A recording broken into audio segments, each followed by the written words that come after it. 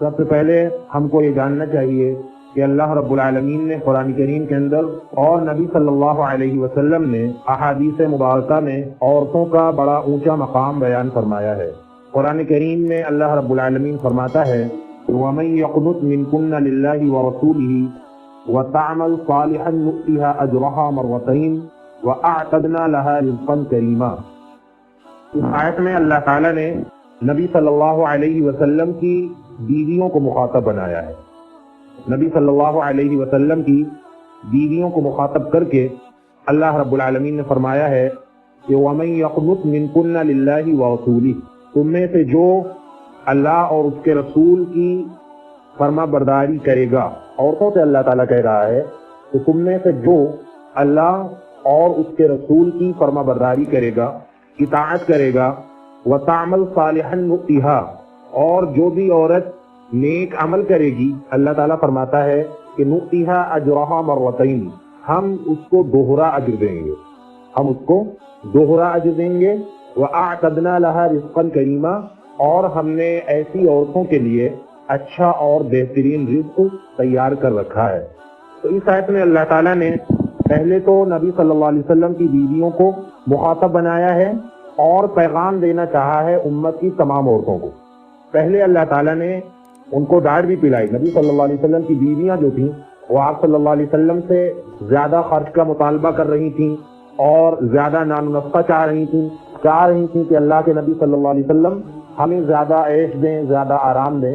تو اللہ تعالیٰ نے پہلے ان کو ڈانٹ پلائی کہ دیکھو، اگر تم اللہ اور اس کے رسول کی رضامندی چاہتی ہو، اللہ اور اس کے رسول کی رضامندی چاہتی ہو اور آخرت میں کامیاب ہونا چاہتی ہو، تو لہٰذا تم کو اللہ اور اس کے رسول کی اطاعت کرنی ہوگی اور تمام معاملات میں آخرت کو ترجیح دینی ہوگی۔ لہٰذا دنیا میں بہت زیادہ نان و نفقہ کا مطالبہ نہ کرو، اللہ کے رسول صلی اللہ علیہ وسلم جتنا تم کو دیں اسی میں خوش رہو اور اللہ رب العالمین کی اطاعت کرو، اللہ کا شکر ادا کرو۔ اس کے بعد آگے یہاں پر اللہ تعالیٰ نے فرمایا کہ جو بھی عورت، یعنی نبی صلی اللہ علیہ وسلم کی بیویوں میں سے جو عورت اللہ اور اس کے رسول کی فرما برداری کرے گی اور نیک عمل کرے گی، اللہ رب العالمین فرماتا ہے کہ ہم نبی کی بیویوں کو ہم دوہرا اجر عطا فرمائیں گے۔ وَأَعْتَدْنَا لَهَا رِزْقًا كَرِيمًا، اور ہم نے ایسی عورتوں کے لیے اچھا رزق، بہترین رزق کو تیار کر رکھا ہے۔ ایک حدیث میں اللہ کے رسول صلی اللہ علیہ وسلم نے فرمایا کہ الدنیا کلھا متاع وخیر متاع الدنیا المرأۃ الصالحہ، یہ پوری دنیا فائدہ اٹھانے کا سامان ہے۔ اس دنیا کے اندر بہت سی چیزوں سے انسان فائدہ اٹھاتا ہے، انسان اپنے گھر سے فائدہ اٹھاتا ہے، انسان اپنے بال بچوں سے فائدہ اٹھاتا ہے، انسان اپنے مال سے فائدہ اٹھاتا ہے، دولت سے فائدہ اٹھاتا ہے، تمام چیزوں سے انسان فائدہ اٹھاتا ہے۔ اللہ کے رسول صلی اللہ علیہ وسلم نے فرمایا کہ وَخَيْرُ مَتَاعِ الدُّنْيَا الْمَرْأَةُ الصَّالِحَةُ، اور اس دنیا میں سب سے اچھی چیز جس سے انسان فائدہ اٹھاتا ہے وہ نیک بیوی اور نیک عورت ہے۔ اگر نیک بیوی ہے کسی کی، نیک عورت ہے، تو اس سے انسان کو سب سے زیادہ فائدہ ہوگا، کیونکہ نیک عورت انسان کی نسلوں کو بنا دیتی ہے۔ گھر میں بچے پیدا ہوتے ہیں، نیک عورت ہوتی ہے تو ان کی اچھی تربیت کرتی ہے اور ان کو اچھے سانچے میں ڈالتی ہے، اسلامی اخلاق اور آداب ان کو بتاتی ہے، لہٰذا وہ دنیا میں رہنا سیکھ جاتے ہیں، بچے لوگوں کا ادب کرنا سیکھ جاتے ہیں۔ خود عورت گھر کے ماحول کو جنت کا نمونہ بنا دیتی ہے اور بہت سے کام گھر کے جو بگڑتے ہیں اس کے اچھے اخلاق کی وجہ سے سنور جاتے ہیں۔ تو یہ فضیلت اللہ کے نبی صلی اللہ علیہ وسلم نے عورت کی بیان فرمائی ہے کہ پوری دنیا فائدہ اٹھانے کا سامان ہے، لیکن سب سے اچھی چیز ان میں جن سے انسان فائدہ اٹھاتا ہے وہ نیک عورت ہے۔ عورت ہی کے تعلق سے اللہ کے رسول صلی اللہ علیہ وسلم نے مردوں کو فرمایا کہ استوصوا بالنساء خیرا، اے لوگوں، عورتوں کے سلسلے میں بھلائی کی وصیت کو قبول کر لو، یعنی عورتوں کے ساتھ بھلائی کا معاملہ کرو، اچھائی کا معاملہ کرو۔ یہ نازک ہوتی ہیں، حوا کی بیٹی ہیں، ان کو صنف نازک کہا جاتا ہے اور ان کی پیدائش پتلی سے ہوئی ہے۔ ایک حدیث میں اللہ کے نبی صلی اللہ علیہ وسلم نے فرمایا کہ عورت کی جو پیدائش ہوئی ہے وہ پتلی سے ہوئی ہے، یعنی حوا کو اللہ تعالیٰ نے آدم علیہ السلام کی پتلی سے پیدا کیا ہے۔ اور آپ صلی اللہ علیہ وسلم نے فرمایا کہ فطری طور پر پتلی میں جو ہے ٹیڑھا پن ہوتا ہے، آپ نے دیکھا ہوگا پتلی کی جو ہڈیاں ہوتی ہیں وہ ٹیڑھی ہوتی ہیں، تو اللہ کے نبی صلی اللہ علیہ وسلم نے فرمایا کہ اسی طرح عورت کے اندر بھی ان کے اخلاق میں تھوڑا سا ٹیڑھا پن ہوتا ہے، جلدی سے بکھر جانا، ناراض ہو جانا، بے صبری کا مظاہرہ کرنا، جیسا کہ ہم دیکھتے رہتے ہیں، واویلا کرنا، رونے لگنا، آنکھوں کا بہنا، یہ ساری فطری کمزوریاں ہیں جو اللہ تعالیٰ نے عورتوں کے اندر رکھی ہیں۔ اسی لیے اللہ کے نبی صلی اللہ علیہ وسلم نے مردوں کو یہ وصیت کی کہ استوصوا بالنساء خیرا، عورتوں کے سلسلے میں بھلائی کی وصیت کو قبول کر لو، یعنی ان کے ساتھ نرمی کا معاملہ کرو۔ ایک حدیث میں اللہ کے نبی صلی اللہ علیہ وسلم نے فرمایا کہ عورتوں کے ساتھ بھلائی کا معاملہ کرو، اگرچہ اس کی کوئی عادت آپ کو بری لگ رہی ہو۔ آپ صلی اللہ علیہ وسلم نے فرمایا کہ اگر اس کی ایک عادت تم کو بری لگ رہی ہوگی تو دوسری عادت کو تم پسند بھی کرتے ہوگے، لہذا جو عادت عورت کی تم کو پسند ہے اس پر دھیان دو، اور جو عادت بری ہے اس کو سدھارنے کی کوشش کرو۔ جو اچھی عادت ہے اس کو دیکھو تو انشاءاللہ تمہاری عورت، تمہاری اہلیہ مکمل طور سے تم کو اچھی لگنے لگے گی۔ یہ آپ صلی اللہ علیہ وسلم نے فرمایا۔ ایک حدیث میں اللہ کے نبی صلی اللہ علیہ وسلم نے فرمایا کہ خیرکم خیرکم لأہلہ وانا خیرکم لأہلی، کہ تم میں سب سے بہتر انسان وہ ہے جو اپنی بیوی کے لیے بہتر ہو، سب سے بہتر انسان وہ ہے جو اپنی اہلیہ کے لیے، اپنی بیوی کے لیے بہتر ہو۔ وَأَنَا خَيْرُكُمْ لِأَهْلِي، اور میں تم میں سب سے زیادہ اپنی بیویوں کے لیے بہتر ہوں، اپنی بیویوں کے ساتھ بھلائی کرنے والا ہوں۔ اللہ کے رسول صلی اللہ علیہ وسلم اپنی بیویوں کے ساتھ بہت بھلائی کیا کرتے تھے۔ آپ دیکھیے آپ صلی اللہ علیہ وسلم کی کئی ایک بیویاں تھیں، ان کے ساتھ انصاف کا معاملہ کرنا اور اسی طرح سے نان و نفع مال سب کو برابر دینا، یہ ساری چیزیں آپ صلی اللہ علیہ وسلم کرتے تھے۔ اور میمونہ اور سودا جو کافی بوڑھی تھی، ان کا خاص اللہ کے نبی صلی اللہ علیہ وسلم خیال کیا کرتے تھے۔ ایک مرتبہ ان دونوں میں سے کوئی گر گئی تھی تو آپ صلی اللہ علیہ وسلم اس کے بعد سے ایسا کرتے تھے کہ پہلے اپنے پیر پہ ان کا پیر رکھواتے، بیٹھ جاتے آپ صلی اللہ علیہ وسلم، اپنے پیر پر ان کا پیر رکھواتے اور اس کے بعد ان کو سواری پہ سوار کرتے تھے۔ یہ اتنی قدر کرتے تھے اللہ کے نبی صلی اللہ علیہ وسلم۔ اما عائشہ رضی اللہ عنہ فرماتی ہیں کہ اللہ کے نبی صلی اللہ علیہ وسلم تو ہمارے ساتھ گھر کے کاموں میں ہاتھ بٹایا کرتے تھے، اور جب نماز کا وقت ہوتا تو نماز پڑھنے کے لیے چلے جاتے۔ یہ اللہ کے نبی صلی اللہ علیہ وسلم کی خیر خواہی تھی اپنی بیویوں کے ساتھ۔ تو اسی کی وصیت آپ صلی اللہ علیہ وسلم نے پوری امت کو کی ہے کہ عورتوں کے ساتھ بھلائی کی جائے، ان کے ساتھ اچھائی کا معاملہ کیا جائے۔ اب ہم عورتوں کے تعلق سے چند نصیحتیں کرنا چاہتے ہیں۔ پہلی نصیحت ہے عورتوں کے تعلق سے عقائد اور عبادات کے تعلق، عقائد اور عبادات کے تعلق سے، یعنی ہماری مائیں اور بہنیں جو ہیں ان کو ایمان میں مضبوط ہونا چاہیے۔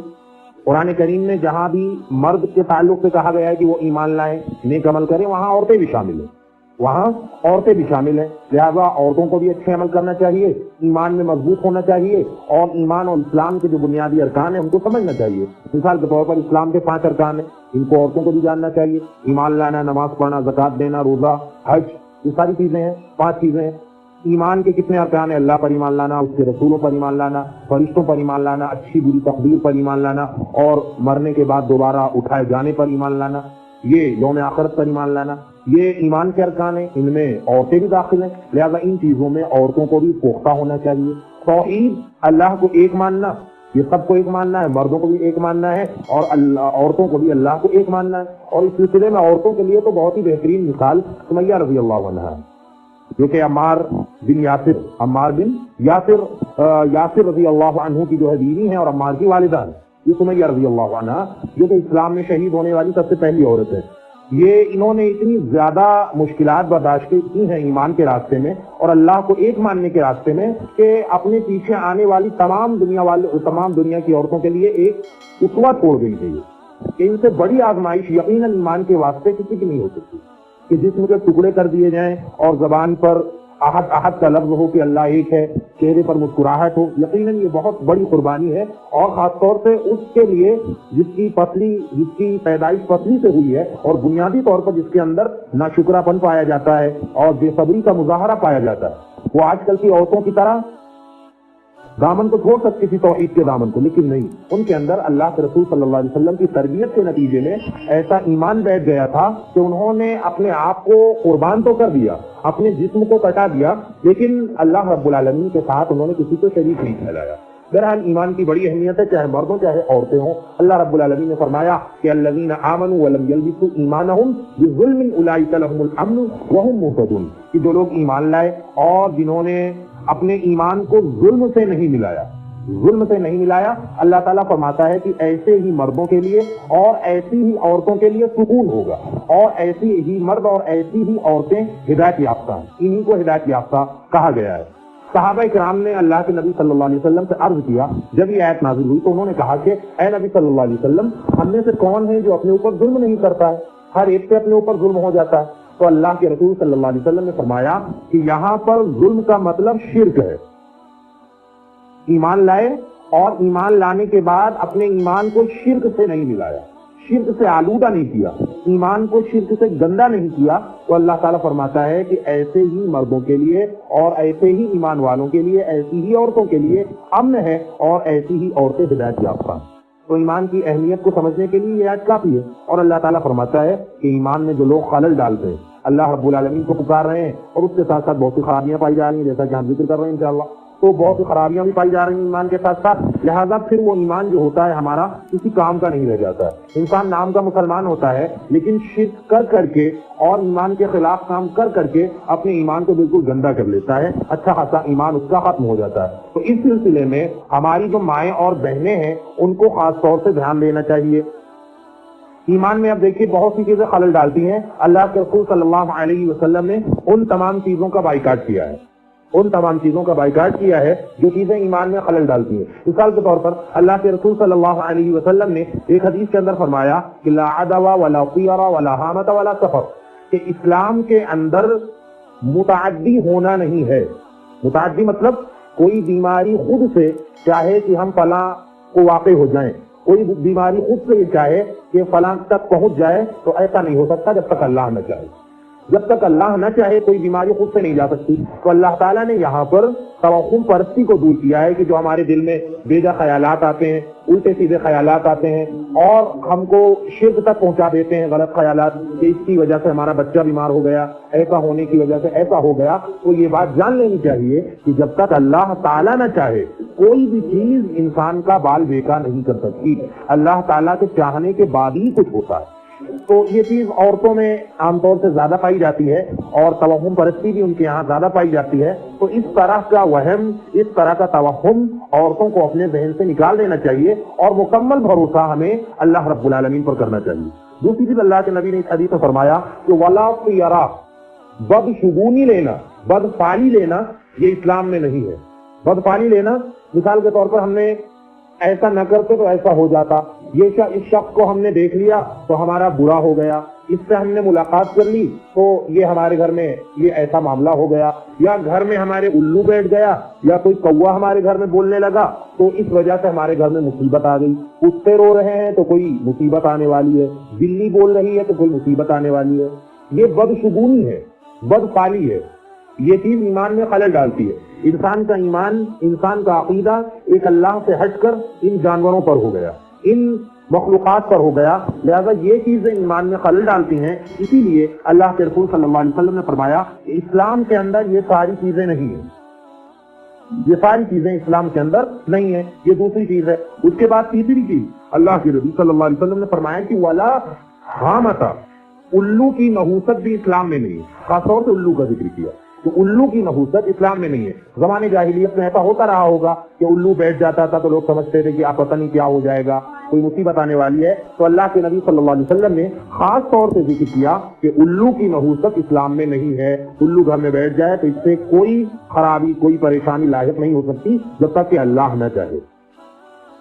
اور اسی طرح سے ولا سفر، اللہ کے نبی صلی اللہ علیہ وسلم نے فرمایا کہ سفر کی مہینے کی نحوست نہیں ہوتی ہے۔ سفر کا جو مہینہ ہے، اسلامی مہینہ جو ہے، اس کے تعلق سے زمانے جاہلیت میں عجیب عجیب خیالات تھے کہ اس مہینے میں مصیبتیں نازل ہوتی ہیں، اس مہینے میں ایسا ہوتا ہے، اس مہینے میں ایسا ہوتا ہے۔ لہذا اللہ کے نبی صلی اللہ علیہ وسلم نے فرمایا کہ کوئی دن، کوئی مہینہ شریعت میں منحوس نہیں ہوتا کہ اس دن کوئی کام نہ کیا جائے۔ یہ غیروں کی شریعت میں ہے، غیروں کی شریعت میں۔ جیسے آپ دیکھیے اماں عائشہ رضی اللہ عنہا نے بہت ہی فخر کے ساتھ بیان کیا، اماں عائشہ رضی اللہ عنہا کا نکاح رخصتی شوال کے مہینے میں، شوال میں ہوا تھا۔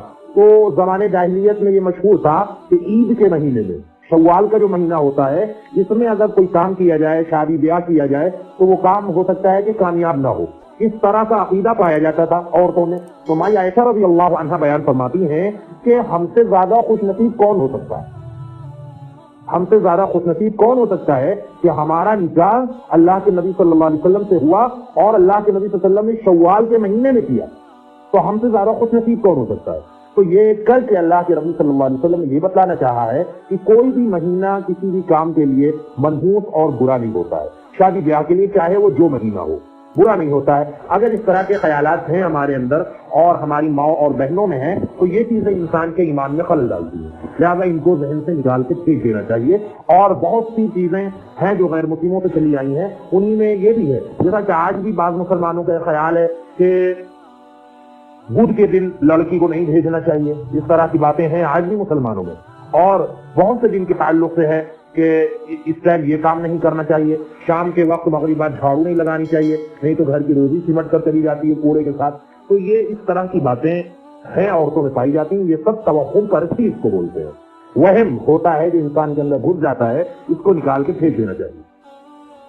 اب آپ دیکھیں نیک سے نیک عورت میں کبھی کبھی اس طرح کا خیال آ سکتا ہے, کیونکہ آپ دیکھیے اس طرح کی بات اللہ کے نبی صلی اللہ علیہ وسلم کی آخری عمر میں پیش آئی تھی. وہ کیسے کہ جب آپ صلی اللہ علیہ وسلم مسجد نہیں جا پا رہے تھے, 4 مرتبہ آپ نے غسل کیا, آپ مسجد جانے کے لائق نہیں تھے, نہیں جا پا رہے تھے مسجد, تو آپ نے کہا کہ مرو ابا بکر فلیصلی بالناس, کہ ابو بکر کو حکم دو وہ آج امامت ابو بکر کرائیں گے.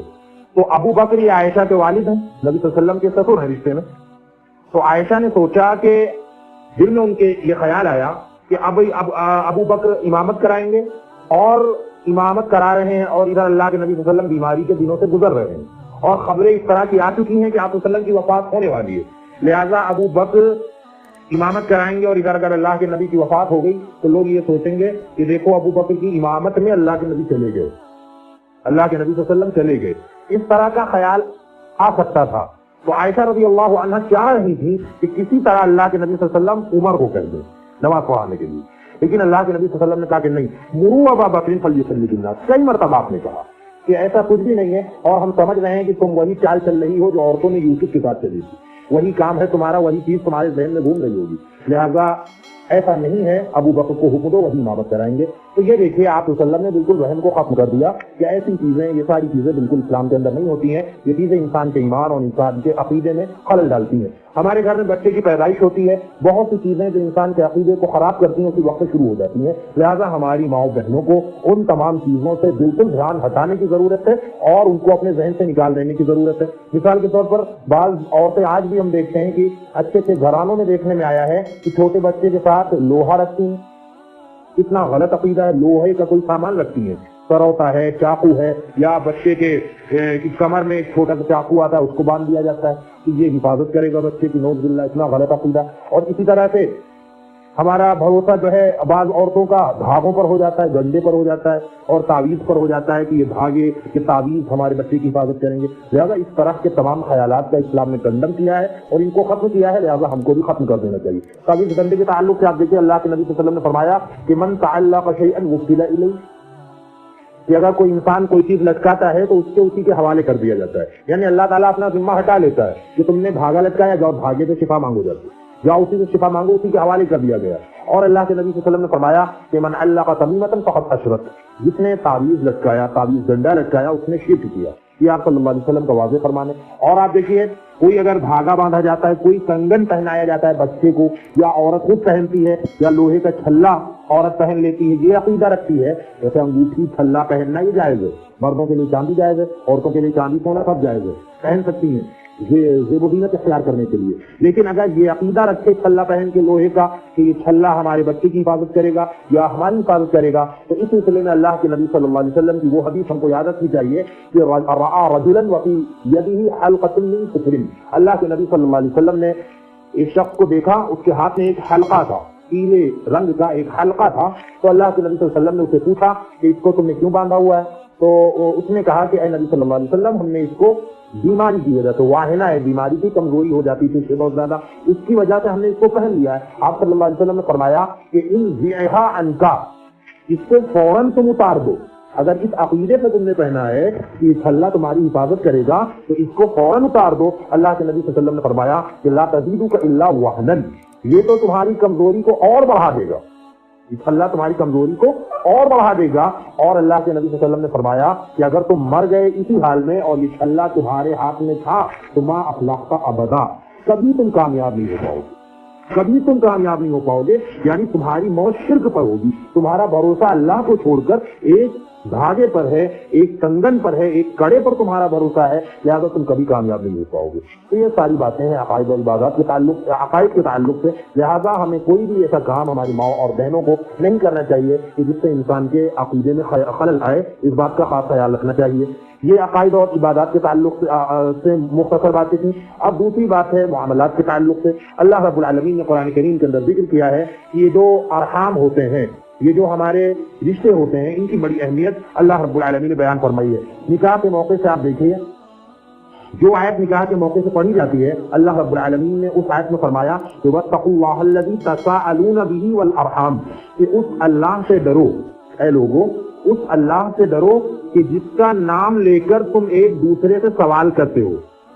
یعنی یہ جو رشتہ طلب کیا جاتا ہے, ایک دوسرے کے ہم پیغام لے کر جاتے ہیں, یہ اللہ کے نام ہی کی وجہ سے تو حلال ہوا ہے, اللہ کے نام کی وجہ سے حلال ہوا ہے.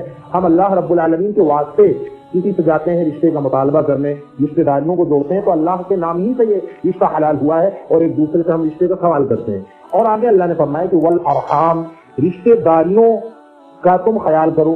یہ دیکھیں نکاح کے موقع پر یہ آیت پڑھی جاتی ہے. اس موقع پر پڑھنے کا یہی مقصد ہوتا ہے کہ اب تمہاری بیوی آ رہی ہے تمہارے ساتھ, جس کے ساتھ زندگی کا بہت اہم رشتہ قائم ہونے والا ہے. لیکن ایسا نہ ہو کہ جب تمہاری اہلیہ آ جائے تو تم اپنے والدین کو بھول جاؤ. ان سے قلبی لگاؤ تمہارا ہونا چاہیے, والدین کے ساتھ اچھا معاملہ ہونا چاہیے. ہر حال میں بیوی کے اپنے حقوق ہیں, اور والد اور والدہ کے ماں باپ کے اپنے حقوق ہیں, بہنیں ہیں ان کے اپنے حقوق ہیں, چھوٹے بڑے بھائی ہیں ان کے اپنے حقوق ہیں, دادا دادی ہیں بوڑھے ہیں ان کا خیال ہونا چاہیے, ننھالی رشتے دار ہیں ان کا خیال ہونا چاہیے, والد کے ہمارے جو دوست ہیں ان کا خیال ہونا چاہیے, والدہ کی جو بہنیں ہیں خالہ ہیں ان کا خیال ہونا چاہیے. ان تمام رشتوں کی اللہ کے نبی صلی اللہ علیہ وسلم نے اہمیت بیان فرمائی ہے. لہذا بیوی کی وجہ سے دیگر رشتوں میں کوئی درار پیدا نہیں ہونی چاہیے, اس کا خیال کرنا چاہیے, اور صلہ رحمی جس سے بھی تعلقات برقرار رہ سکیں, محبت برقرار رہ سکے, اس کو کرنا چاہیے. اور اس کی بڑی فضیلت ہے. اللہ کے نبی صلی اللہ علیہ وسلم نے فرمایا کہ سب سے بڑی نیکی یہ ہے کہ انسان اپنے والد کے دوستوں کے ساتھ بھلائی کرے. کیونکہ کہاں اللہ کے نبی صلی اللہ علیہ وسلم نے ہمارے دماغ کو پہنچایا ہے کہ والد کے دوستوں کے ساتھ بھلائی کرنا یہ سب سے بڑی نیکی ہے. اب آپ سمجھیے کہ والد کے دوستوں کے ساتھ بھلائی کرنا اتنی بڑی نیکی ہے, تو اگر کوئی والد کے ساتھ نیکی کرے تو کتنا زیادہ اس کو ثواب اللہ رب العالمین عطا فرمائے گا. تو بہت بہت بڑی فضیلت اللہ کے نبی صلی اللہ علیہ وسلم بیان فرمائی ہے. اسی طرح سے وہ مشہور حدیث جو اللہ کے رسول صلی اللہ علیہ وسلم بیان فرمائی ہے, ایک شخص آپ صلی اللہ علیہ وسلم کے پاس آیا اور اس نے کہا کہ اے نبی صلی اللہ علیہ وسلم اذنبت ذنبا عظیما, ہم نے بہت بڑا گناہ کر لیا ہے, حل لی من توبہ, اے نبی صلی اللہ علیہ وسلم کیا ہمارا یہ گناہ معاف ہو سکتا ہے؟ آپ صلی اللہ علیہ وسلم نے فرمایا کہ کیا تمہاری خالہ زندہ ہے, کیا تمہاری ماں زندہ ہے؟ حل لک من ام, اس نے کہا کہ نہیں ہماری ماں زندہ نہیں ہے, اللہ کے نبی دنیا سے جا چکی ہے. آپ نے پوچھا کہ حل لک من خالہ, کیا تمہاری خالہ زندہ ہے؟ تو انہوں نے کہا کہ ہاں خالہ ہماری زندہ ہے. اب صلی اللہ علیہ وسلم نے فرمایا کہ جاؤ اپنی خالہ کی خدمت کرو, اللہ تعالیٰ خالہ کی خدمت کی وجہ سے تمہارے گناہوں کو معاف کر دے گا. تو یہ فضیلت ہے خالہ کی خدمت کی وجہ سے. اگر اپنی اماں کی خدمت کی جائے تو آپ سمجھ سکتے ہیں کتنی زیادہ اہمیت و فضیلت ہے. تو رشتوں میں درار نہیں پڑنی چاہیے. اسی طرح سے گھر کے ماحول کو انسان کو اچھا بنا کے رکھنا چاہیے, صلہ رحمی کرتے رہنا چاہیے کسی بھی طرح سے. اللہ کے نبی صلی اللہ علیہ وسلم بڑی فضیلت بیان فرمائی ہے. ایک حدیث میں اللہ کے نبی صلی اللہ علیہ وسلم نے یہاں تک بیان فرمایا کہ من احب ان یبسط فی رزقی وینسع فی اثری فلیصل رحمہ, کہ جو شخص یہ چاہتا ہے کہ اس کے رزق میں برکت دی جائے اور یہ چاہتا ہے کہ اس کی زندگی میں برکت دی جائے, لہذا اس کو چاہیے کہ وہ رشتے داریوں کو جوڑے, توڑے نہ جوڑے. اگر تعلقات خراب ہو گئے ہیں, دنیا میں بہت سے معاملات ہوتے ہیں جس کی وجہ سے تعلقات خراب ہو جاتے ہیں, لہذا اللہ کے نبی صلی اللہ علیہ وسلم نے فرمایا کہ 3 دن سے زیادہ بول چال نہ بند رکھی جائے. آپ کسی سے ناراض ہیں, بہت غصہ ہیں, اس نے آپ کے ساتھ کچھ کیا ہے, ظلم کیا ہے, لہذا 3 دن تک آپ غصہ دکھا سکتے ہیں. بہت سے اہل علم کے بارے میں یہ آتا ہے کہ جب وہ ان کے ساتھ سامنے والا کوئی غلط کام کر دیتا تھا, ان کو برا بھلا کہہ دیتا تھا, تو جب بہت غصہ ہوتے تھے, غصے میں کنٹرول نہیں کر پاتے تھے, تو وہ کہتے تھے کہ جاؤ ہم تم سے 3 دن بعد بات کریں گے. 3 دن تک تو شریعت نے اجازت دی ہے, کم سے کم 3 دن تو غصہ رہ لیں ہم. تو 3 دن تک انسان غصہ دکھا سکتا ہے, لیکن 3 دن کے بعد اللہ کے نبی صلی اللہ علیہ وسلم نے فرمایا کہ سلام کرنے میں جو پہل کر لے اس کو زیادہ ثواب ملے گا 3 دن کے بعد. لہٰذا اگر بول چال بند ہے, تعلقات خراب ہیں, لہٰذا سلام کرنے میں اگر پہل کر لی جائے تو اس کی بڑی اہمیت ہے, بڑی فضیلت ہے, اس کو کر لینا چاہیے. اللہ کے نبی صلی اللہ علیہ وسلم نے اس کی بڑی اہمیت بیان فرمائی ہے. بہرحال تمام معاملات میں ہم کو اچھا ہونا چاہیے, اور اسی طرح سے لین دین کا معاملہ ہے, ہماری مائیں اور بہنیں لین دین کے معاملے میں خوب فراخی کا مظاہرہ کریں, اللہ رب العالمین بڑا اجر دے گا. عام طور سے گھر میں بہت سی چیزیں ایسی ہوتی ہیں جو سب جگہ نہیں ہوتی ہیں, تو لینے دینے کا معاملہ آتا ہے، جیسے بڑی ہانڈی جس کو ہم لوگ دیکھ کہتے ہیں، تو وہ سب کے گھر میں نہیں ہوتی ہے، کبھی ضرورت پڑتی ہے، لہٰذا کوئی ہمارے گھر سے مانگنے آ جاتا ہے، لہٰذا آپ اس کو اپنی چیز دے دیں، اس میں بھی اس کا بھی بڑا ثواب ہے۔ بلکہ سورہ ماعون کے اندر اسی کا ذکر ہے کہ وَيَمْنَعُونَ الْمَاعُونَ، یتیموں کو دھکا دیتے ہیں، زکوٰۃ نہیں دیتے ہیں، نماز میں کوتاہی کرتے ہیں، اور چھوٹی چھوٹی چیزوں کو برتنے کی، استعمال کی جو چھوٹی چھوٹی چیزیں ہیں ان کو اپنے گھروں میں رکھ لیتے ہیں اور ان کو جو ہے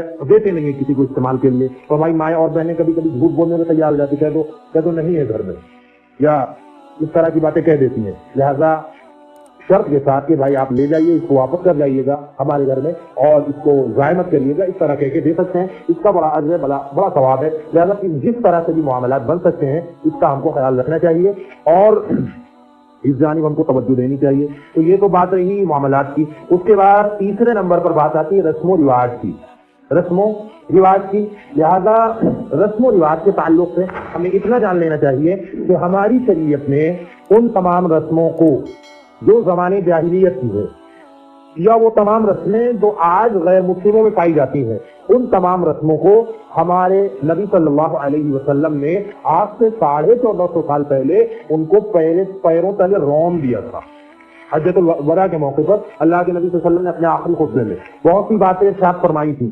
اسی خطبے میں آپ صلی اللہ علیہ وسلم نے فرمایا تھا کہ وَأُمُورُ الْجَاهِلِيَّةِ تَحْتَ قَدَمَيَّ مَوْضُوعَةٌ، زمانے جاہلیت کی جتنی بھی رسمیں ہیں، جتنے بھی کام ہیں، ان کو میں آج اپنے پیروں کے نیچے روند رہا ہوں۔ پتہ یہ چلا کہ جہالت کی جتنی بھی رسمیں ہیں ان کو ختم کر دینا چاہیے۔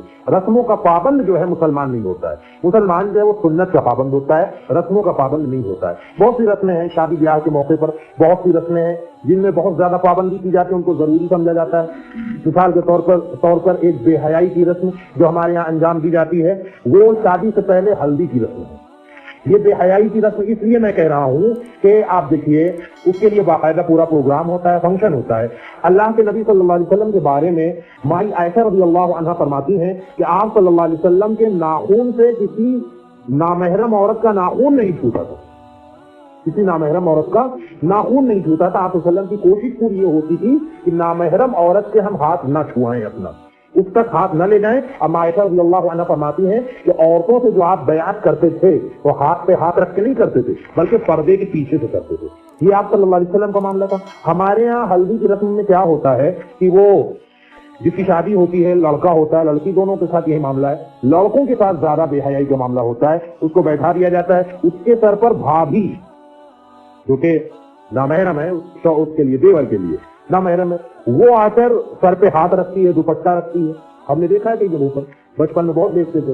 اب جو ہے اس کے بعد ساری محلے کی عورتیں اور رشتے دار جن کو وہ دیکھ نہیں سکتا ہے، جن کے ساتھ رہ نہیں سکتا ہے اور جن کے ساتھ تنہائی میں نہیں رہ سکتا ہے، وہ ساری عورتیں آ رہی ہیں اور ہلدی لگا رہی ہیں گال پہ۔ کتنی غلط بات ہے، کتنا یہ بے حیائی کا معاملہ ہے۔ ہم کہتے ہیں بذات خود ہلدی میں کوئی برائی نہیں ہے، گورے ہونے کے لیے ہلدی لگائیں کوئی بات نہیں ہے، گھر کی عورتیں لگا رہی ہیں بہت اچھی بات ہے، جن سے جو ہے محرم کا رشتہ ہے وہ لگا رہی کوئی بات نہیں۔ سگی بہن ہے اپنے بھائی کی ہلدی لگا رہی ہے ہاتھ میں تاکہ ہاتھ صاف ہو جائے، چہرے میں لگا دے رہی، کوئی مذائقہ نہیں۔ سگی پھوپھی ہے لگا دے، کوئی مذائقہ نہیں ہے۔ ماں ہے لگا دے، کوئی حرج نہیں ہے۔ خالہ ہے لگا دے، کوئی مذائقہ نہیں ہے، لگا سکتی ہیں۔ دادی لگا دیں، نانی لگا دیں، پر نانی لگا دیں اور ان سے پردادی لگا دیں۔ تو اس طرح سے اگر عورتیں جو محرم ہیں وہ لگا رہی ہیں تو کوئی مذائقہ نہیں ہے، لیکن نامحرم عورتیں آ کر چھوئیں اس طرح سے، یہ بالکل جائز و درست نہیں ہے۔ اسی طرح سے شادی بیاہ کے موقع پر بہت سی چیزوں کو ضروری سمجھا جاتا ہے، ان چیزوں کو بالکل ختم کر دینا چاہیے۔ شادی بیاہ کے موقع پر اور بھی چیزیں جس کا رواج آج الحمدللہ ختم ہو رہا ہے، صحرا ہے۔ صحرے کے تعلق سے بہت کثرت سے جو پھول ڈالے جاتے ہیں، اس تعلق سے بھی بہت ہی غلط نظریہ۔ اس کی تاریخ آپ پڑھیے تو پتہ چلے گا کہ پہلے صحرے پر یہاں پر کسی غیر اللہ کا نام لکھا ہوتا تھا، اس سے یہ عقیدہ رکھا جاتا تھا کہ یہ جو پیشانی پہ غیر اللہ یعنی اللہ کے علاوہ جس کا بھی نام لکھا ہوا ہے، یہ صحرا جو ہے دولہے کی حفاظت کرے گا، یہ عقیدہ رکھا جاتا تھا۔ اسی سے آج رواج ہوا ہے صحرے کا۔ اسی طرح سے شادی بیاہ کے موقع پر جب بات طے ہو جاتی ہے تو بعض جگہ امام ضامن کا رواج ہے کہ ہاتھ میں یہاں پر بغل میں امام ضامن باندھا جاتا ہے، حسن و حسین کے نام کا سکہ باندھا جاتا ہے، تو اس سے جو ہے اس لڑکے کی اور اس لڑکی کی حفاظت ہوگی۔ بہت ہی غلط بات ہے، بہت ہی غلط رسم ہے، اس کو بالکل ختم کرنا چاہیے۔ اس کا تعلق تو عقیدے سے ہے، اس کا تعلق عقیدے سے ہے، لہذا اس کو بالکل ختم کرنا چاہیے۔ اور بھی بہت سی جتنی بھی رسمیں ہیں ان کو ختم کرنا چاہیے۔ بچہ جب پیدا ہوتا ہے اس کے بعد ہمارے یہاں بہت سی رسمیں ہوتی ہیں، دیکھیے آپ کتنی زیادہ یہ سمجھ لیجیے ظلم ہے شریعت کے ساتھ کہ انسان عقیقہ نہیں کرتا چھٹی کرتا ہے، عقیقہ نہیں کرتا چھٹی کرتا ہے۔ 1.25 مہینے جب عورت کے پورے ہوتے ہیں حمل کے بعد، تو اس کے بعد 1.25 مہینے پورے ہونے پر پروگرام ہوتا ہے، 40 دن پورے ہونے پر پروگرام ہوتا ہے، لیکن عقیقہ 7ویں دن بچے کا نہیں کیا۔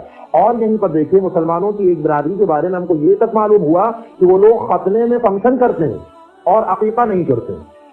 ختنہ جب کریں گے تو اس میں بہت زیادہ گوشت کھلائیں گے، لوگوں کو بلائیں گے، لیکن عقیقہ نہیں کرتے ہیں۔ یہ کتنی غلط بات ہے۔ لہذا عقیقہ سنت ہے اور ختنہ بھی سنت ہے۔ لہذا عقیقے میں ایک جانور ہے اور لڑکا ہے تو 2 جانور ہے، لیکن ختنے میں کہیں جانور کا ذکر نہیں ہے کہ آپ جانور ذبح کریں۔ ختنہ تو یوں ہی آپ کر سکتے ہیں، لیکن عقیقے میں ایک جانور یا 2 جانور آپ کی حیثیت ہے، آپ بلا کر گھر میں کھلا دیں یا گوشت بانٹ دیں لوگوں میں، ایسا کر لیں۔ لہذا عقیقہ نہ کر کے ختنے میں دھوم دھام کی جائے، چھٹی میں دھوم دھام کی جائے، 1.25 مہینے میں دھوم دھام کی جائے، بڑی غلط باتیں ہیں۔ لہذا ان کو مکمل طور سے ختم کرنا چاہیے۔ تو یہ باتیں تھیں رسم و رواج کے تعلق سے۔ اب عورتوں کے زیب و زینت کے تعلق سے کچھ باتیں ہیں۔ اللہ رب العالمین قرآن کریم کے اندر فرماتا ہے کہ وَقُلْ لِلْمُؤْمِنَاتِ يَغْضُضْنَ مِنْ أَبْصَارِهِنَّ وَيَحْفَظْنَ فُرُوجَهُنَّ۔ اے نبی صلی اللہ علیہ وسلم، آپ مومن عورتوں سے کہہ دیجئے کہ وہ اپنی نگاہیں نیچی کر کے رکھا کریں، اپنی نظروں کی حفاظت کریں۔ اللہ کے نبی صلی اللہ علیہ وسلم نے فرمایا کہ آپ مومن عورتوں سے کہہ دیجئے کہ وہ اپنی نظروں کی حفاظت کریں، اور اللہ کے رسول اللہ رب العالمین فرماتا ہے کہ اپنی زیب و زینت کا اظہار نہ کریں، اپنی زیب و زینت کا اظہار نہ کریں، یعنی اپنے زیورات کو شوہر کے علاوہ دوسرے نامحرم مردوں کو نہ دکھاتی پھریں، اپنے میک اپ کو شوہر کے علاوہ یا اپنے گھر کے جو محرم رشتے دار ہیں ان کے علاوہ دوسرے نامحرموں کو دکھاتی نہ پھرے، جیسا کہ آج کی عورتوں کا معاملہ ہے۔ آج کی عورتیں ہم نے دیکھا ہے کہ اپنے شوہروں کے سامنے تو کہو ایسی بنی رہے الٹی سیدھی، لیکن نامحرموں کے لیے خوب سجتی ہیں، شادی میں جانے کے لیے خوب سجتی ہیں، خوب سب کچھ کریں گی۔ آپ شادی بیاہ کے موقع پر سجیں، اچھی بات ہے، غلط نہیں ہے، شریعت نے اجازت دی ہے، سجیں، آپ زیور کا اہتمام کریں، لیکن آپ دھیان دیں کہ نامحرم لوگ نہ دیکھ پائیں۔ زیور پہن کے آپ اپنے والد کے سامنے آ جائیں، کوئی مذائقہ نہیں ہے، آپ اپنے ماموں کے سامنے آ جائیں، کوئی مذائقہ نہیں ہے، آپ اپنے بچوں کے سامنے آ جائیں، کوئی مذائقہ نہیں ہے، پوتوں کے سامنے آ جائیں، کوئی حرج نہیں ہے، سگے بھانجوں کے سامنے آ جائیں عورتیں، کوئی حرج نہیں ہے، بھتیجوں کے سامنے آ جائیں، کوئی دقت نہیں ہے، سب محرم ہے۔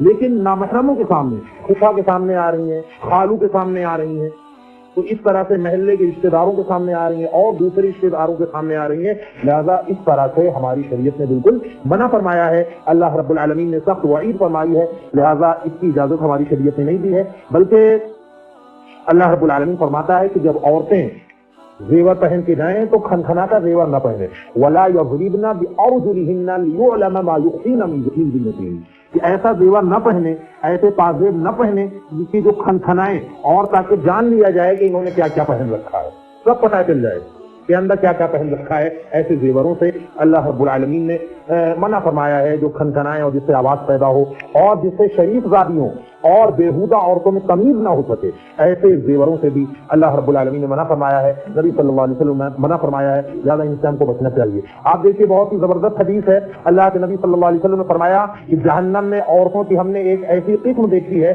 کہ ہم نے ایسی قسم کبھی نہیں دیکھی۔ اللہ کے نبی صلی اللہ علیہ وسلم نے فرمایا کہ نساء کاسیات عاریات ممیلات مائلات، کہ ایسی عورتوں کو ہم نے دیکھا کہ کپڑے پہنے ہوئے ہیں لیکن اس کے باوجود برہنہ ہیں، کپڑے پہنے ہیں لیکن کپڑا ایسا ہے کہ ڈھیلا نہیں ہے، چست ہے، بدن نظر آ رہا ہے، ایسی عورتوں کو اللہ کے نبی صلی اللہ علیہ وسلم نے فرمایا کہ ہم نے جہنم میں دیکھا ہے، جہنم میں جلتے ہوئے ہم نے دیکھا ہے ایسی عورتوں کو، لہٰذا یہ بہت ہی غلط بات ہے۔ آگے اللہ کے نبی نے فرمایا کہ ممیلات مائلات، خود دوسروں کو مائل کرتی ہیں، خود بھی جھکتی ہیں اور دوسروں کو بھی اپنی طرف مائل کرتی ہیں کہ لوگ ہم کو دیکھیں۔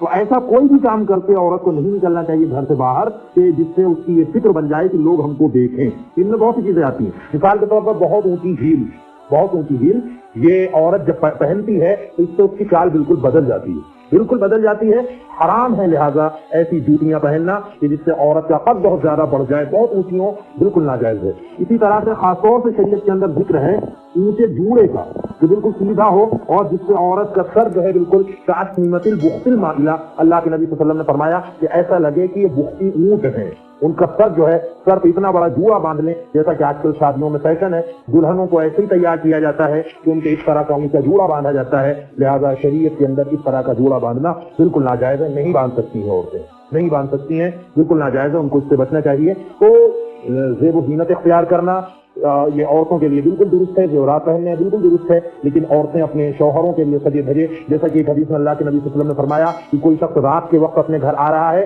تو اچانک گھر میں نہ داخل ہو، بلکہ پہلے بیوی کو اطلاع کر دے کہ اگر وہ اس نے نہایا نہ ہو اور اس نے اگر زیور نہ پہنے ہو اور اس نے صفائی نہ کی ہو تو یہ سارے کام کر لے پہلے سے، تاکہ شوہر جب گھر میں جائے تو وہ خوش ہو جائے بیوی کو دیکھ کر، یہ سارے کام پہلے سے کر لے تو اچھی بات ہے، لیکن ناجائز چیزوں سے بچنا چاہیے۔ تو یہ چوتھی بات تھی۔ اس کے بعد آخری بات ہے بچوں کی تربیت کے تعلق سے، لہٰذا عورتوں کو جو بہت سی فضیلت حاصل ہے جو شریعت نے بیان فرمائی ہے، اس میں ایک بہت بڑا کردار بچوں کی تربیت کا، اس لیے ان کو فضیلت دی جاتی ہے۔ اور شریعت نے جو ہے بچوں کا پہلا مدرسہ ماں کی گود کو قرار دیا ہے، یہاں تک کہ ماں کے پیٹ کے اندر بھی بچے جو ہیں اثرات قبول کرتے ہیں، اپنی ماں کے اثرات قبول کرتے ہیں پیٹ کے اندر، اور جب آتا ہے تو گود کے اثرات قبول کرتے ہیں۔ اسی لیے اگر نیک عورت ہوتی ہے تو اپنے بچوں کی اچھی تربیت کرتی ہے اور ان کو اچھے سانچے میں ڈھالنے کی کوشش کرتی ہے۔ تربیت کی اسلام کے اندر بہت زیادہ ترغیب آئی ہوئی ہے۔ اللہ رب العالمین نے فرمایا کہ یا ایھا الذین آمنوا قوا انفسکم واہلیکم نارا، اے ایمان والوں، جو مرد ہیں جو عورتیں ہیں سب سمجھ لیں کہ قوا انفسکم واہلیکم نارا، کہ سب سے پہلے اپنے آپ کو اور پھر اپنے گھر والوں کو جہنم کی آگ سے بچاؤ، جہنم کی آگ سے بچاؤ۔ اللہ رب العالمین فرماتا ہے کہ وقودها الناس والحجارہ، جس کا ایندھن انسان اور پتھر ہوں گے، یعنی انسانوں سے جہنم کی آگ کو سلگایا جائے گا، پتھروں سے جہنم کی آگ کو سلگایا جائے گا۔ لہذا اے عورتوں، اپنے بچوں کی اچھی تربیت نہ کر کے تم جہنم کا ایندھن نہ بنو۔ اگر اپنے بچوں کی اچھی تربیت نہیں کی تو اللہ رب العالمین تم کو جہنم کا ایندھن بنا دے گا، تم سے جہنم کی آگ کو بہکائے گا۔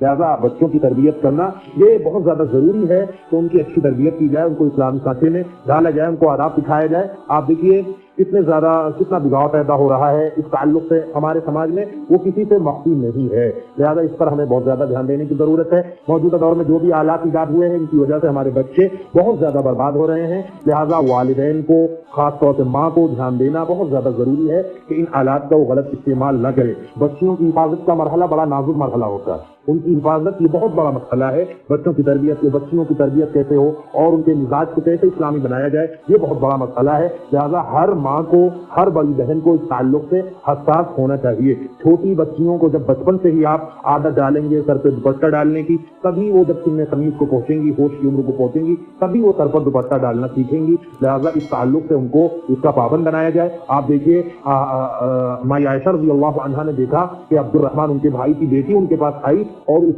کے سر پر ایک ایسا دوپٹہ تھا کہ جس سے اس کے بال نظر آ رہے تھے۔ اما عائشہ رضی اللہ عنہا نے دوپٹہ اتارا اور اتار کے پھاڑ کے پھینک دیا، صرف اتارا ہی نہیں بلکہ پھاڑ کے پھینک دیا۔ اتنا زیادہ غصہ ہوئی کہ اتنا ہلکا دوپٹہ تم نے اوڑھ رکھا ہے کہ جس سے تمہارے سر کے بال نظر آ رہے ہیں۔ لہٰذا عورتوں کو اس تعلق سے بھی دھیان دینا چاہیے کہ دوپٹہ ایسا اوڑھیں اور اس انداز سے باندھیں کہ جس سے ان کے بال پورے طور پر ڈھک سکیں۔ اس کا خاص طور سے ان کو خیال کرنا چاہیے اور اپنی بچیوں کو بھی اس کا حکم دینا چاہیے۔ اور آپ جان لیجیے گھر کے اندر اگر آپ نے بچیوں کو ایسے آلات دے رکھے ہیں کہ جس سے وہ بیرونی لوگوں سے بہت ہی آسانی کے ساتھ تعلق بنا سکتی ہے تو گھروں کی دیواریں اونچی کرنے سے کوئی فائدہ نہیں ہے۔ آپ سمجھ لیجیے، چھوٹی بچیوں کے ہاتھ میں موبائل کا ہونا اور موبائل کا بکثرت استعمال، تنہائی میں موبائل کو لے کر لیٹنا، یہ ان کے لیے زہر حلال ہے، زہر حلال ہے۔ یہ بہت زیادہ ہم خاص طور سے دھیان کے لیے دے رہے ہیں کہ یہ رواج بڑھتا جا رہا ہے، اور بہت سے لوگ یہ پوچھا بھی کرتے ہیں سوال کہ جب رشتہ طے ہو جاتا ہے تو کیا بات کرنا جائز ہے کہ نہیں؟ لہٰذا بالکل جائز نہیں ہے۔ منگیتر جو مخطوبہ ہوتی ہے اس کے تعلق سے شریعت نے یہ حکم دیا ہے کہ اس کو جس کی شادی ہو رہی، جس سے اس کی شادی ہونی ہے، لڑکا جا کر دیکھ سکتا ہے اس کے چہرے کو، بلکہ ہمارے سماج میں اس کو مایوس سمجھا جاتا ہے، اور شادی کے بعد جو ہے بات کرنے کو صحیح سمجھ رہے ہیں لوگ، اس کو مایوس سمجھتے ہیں دیکھنے کو۔ یہ مایوس نہیں ہے، لہٰذا لڑکا خود جا کر دیکھ سکتا ہے۔ مغیرہ رضی اللہ عنہ نے کے پاس ایک عورت کا پیغام آیا، انہوں نے آ کر اللہ کے نبی سے بتایا کہ نبی صلی اللہ علیہ وسلم ایک عورت کا پیغام میرے پاس آیا ہے۔ اللہ کے نبی صلی اللہ علیہ وسلم نے پوچھا کہ تم نے اس کو دیکھا ہے کہ نہیں؟ انہوں نے کہا کہ نہیں دیکھا نہیں ہے۔ اللہ کے نبی صلی اللہ علیہ وسلم نے فرمایا کہ جا کر اس کو دیکھ لو، اس سے جو ہے رشتہ زیادہ دیر تک قائم رہے گا۔ دیکھ لو گے، تمہیں پسند ہوگی تبھی کرو گے۔ یہ ساری چیزیں کی جا سکتی ہیں، لیکن یہ جو ناجائز تعلقات، شادی طے ہونے کے فوراً بعد موبائل کا دے دینا اور پھر آپس میں باتیں کرنا اور لمبی لمبی باتیں کرنا، گفتگو کرنا، یہ بہت غلط باتیں ہیں اور ان کا انجام بڑا خطرناک ہے۔ ایمان والے مردوں اور ایمان والی عورتوں کا اللہ رب العالمین نے جہاں پر ذکر کیا ہے کہ رشتہ جو قائم ہو سکتا ہے، اللہ نے فرمایا کہ ولا متخذات اخدان، چپکے چپکے آشنائی کرنے والی نہ ہوں، چپکے چپکے آشنائی کرنے والی نہ ہو، یعنی اس طرح کے ناجائز تعلقات کرنے والی نہ ہو۔ اور بھی اللہ رب العالمین نے بے حیائی کے تعلق سے بہت کچھ ذکر کیا ہے، وَلَا تَقْرَبُوا الزِّنَا إِنَّهُ كَانَ فَاحِشَةً، بے حیائی کے قریب نہ جاؤ، یقیناً یہ بہت بڑا گناہ ہے، بہت فحش کام ہے، اللہ رب العالمین نے فرمایا۔ اور عورتوں کے تعلق سے خاص طور سے اللہ رب العالمین نے حکم دیا ہے کہ وَيَحْفَظْنَ فُرُوجَهُنَّ، قابل ستر جو حصہ ہے اس کی حفاظت کریں عورتیں، ڈھکنے کا جو حصہ ہے اس کی حفاظت کریں ہماری گھر کی عورتیں، تو اس کا خاص طور سے شریعت نے حکم دیا ہے۔ لہٰذا ان تمام چیزوں کا خیال کرنا چاہیے، اور جو چیزیں بھی انسان کو اس کی طرف لے جائیں ان سے جو ہے انسان کو باز رہنا چاہیے، اور والدین کی ذمہ داری ہے کہ اپنے بچوں کی ایسی تربیت کریں کہ وہ خود بخود اسلامی سانچے میں ڈھل جائیں، اور ان کے اوپر ایک غیبی طاقت کا خوف رہے، اللہ کا خوف رہے، تاکہ جو ہے وہ غلط کام اس طرح کے نہ کر پائیں۔ لہٰذا ان باتوں کا خیال کرنا چاہیے۔ ہمارے خیال سے جن باتوں کو ہم بیان کرنا چاہ رہے تھے اور جن کی طرف رہنمائی کرنا تھا وہ مختصر انداز میں ہو چکی ہیں۔ اللہ رب العالمین سے دعا ہے کہ اللہ رب العالمین ہمیں عقائد کی اصلاح کرنے کی توفیق عطا فرمائے، اللہ رب العالمین ہمیں اپنے ایمان کو سلامت رکھنے کی توفیق عطا فرمائے، اللہ رب العالمین ہماری ماں اور بہنوں کو اس بات کی توفیق دے کہ وہ گھر کے ماحول کو اچھا بنا سکیں اور اپنے بچوں کی اچھی تربیت کر سکیں۔ اللہ رب العالمین ہمیں اور ہماری ماں اور بہنوں کو اس بات کی توفیق دے کہ ہم لوگ قرآن و سنت پر چل سکیں اور تیرے دین کی خدمت کر سکیں۔ اللہ جب تک ہمیں اس دنیا میں رکھ، ایمان کی حالت میں رکھ، جب ہمارا خاتمہ ہو ایمان کی حالت میں ہو۔ آمین۔ وآخر دعوانا ان الحمد للہ رب العالمین۔